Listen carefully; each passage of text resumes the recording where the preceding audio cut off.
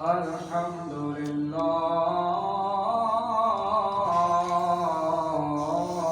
نحمده ونستعينه ونستغفره ونؤمن به ونتوكل عليه ونعوذ بالله من شرور أنفسنا ومن سيئات أعمالنا من يهده الله فلا مضل له ومن يضلله فلا هادي له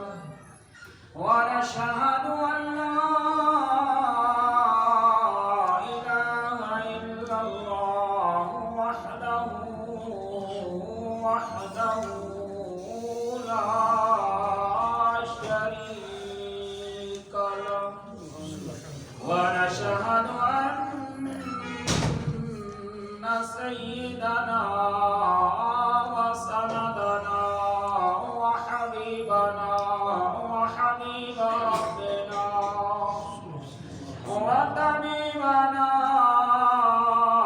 وطبيب قلوبنا وملجأنا ومأوانا محمدا عبده ورسوله أما بعد فأعوذ بالله من الشيطان الرجيم بسم الله الرحمن الرحيم ويطعمون الطعام على حبه مسكينا ويتيما وأسيرا آمنت بالله صدق الله العظيم وصدق رسوله النبي الكريم الأمين ونحن على ذلك لمن الشاهدين والشاكرين والحمد لله رب العالمين إن الله وملائكته يصلون على النبي يا أيها الذين آمنوا صلوا عليه وسلموا تسليما الصلاة والسلام عليك يا سيدي يا رسول الله وعلى آلك وأصحابك يا حبيب الله الصلاة والسلام عليك يا سيدي يا رسول الله وعلى آلك وأصحابك يا رحمة للعالمين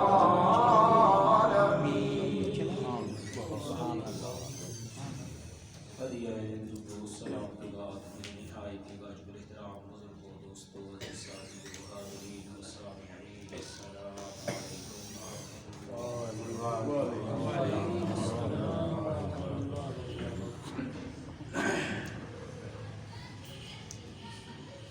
تمام تعریفیں خدائے واحد و جل شاہ کی ذات کریم جس کے بے پناہ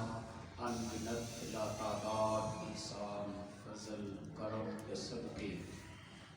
ہم سب کی زندگیوں کے یہ روز و شب بخیر و خوبی اپنی اپنی منزل کی طرف کامیابی و کامیابی سے لمادواں ہے اس خالق کل مالک کل کی باقی دعا ہے اللہ ہر قسم کی پریشانی ہر دکھ ہر بیماری سے اپنے حفظ و امان میں رکھے آنے والی گھڑیوں کو اللہ برکت والی عافیت والی سکون والی سلامتی والی بنا کر عطا فرمائے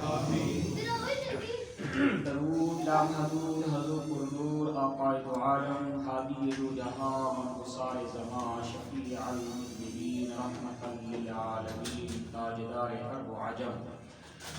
فخر آدم و بنی آدم معلم کائنات ہادی برحق حضرت محمد محمد مصطفیٰ صلی اللہ تعالی علیہ وآلہ وصحبہ وسلم کی پاک مقدس ذات پاک پر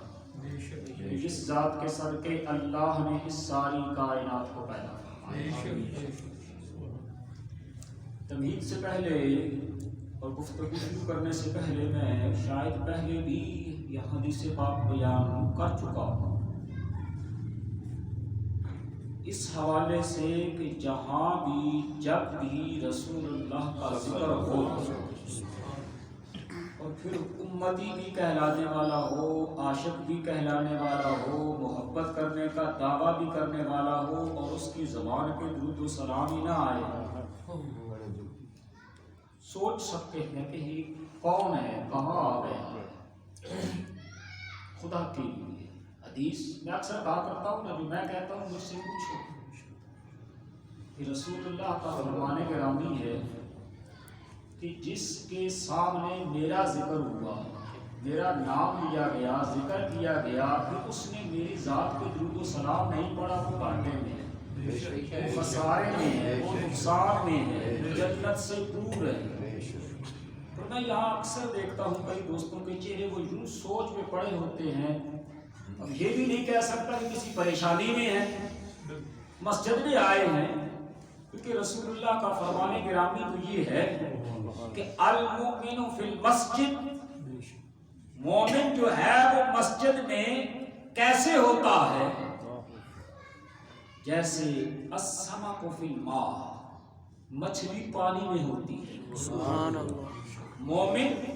مسجد میں ایسے ہوتا ہے کہ جیسے السمک فی الماء، مچھلی پانی میں ہوتی ہے،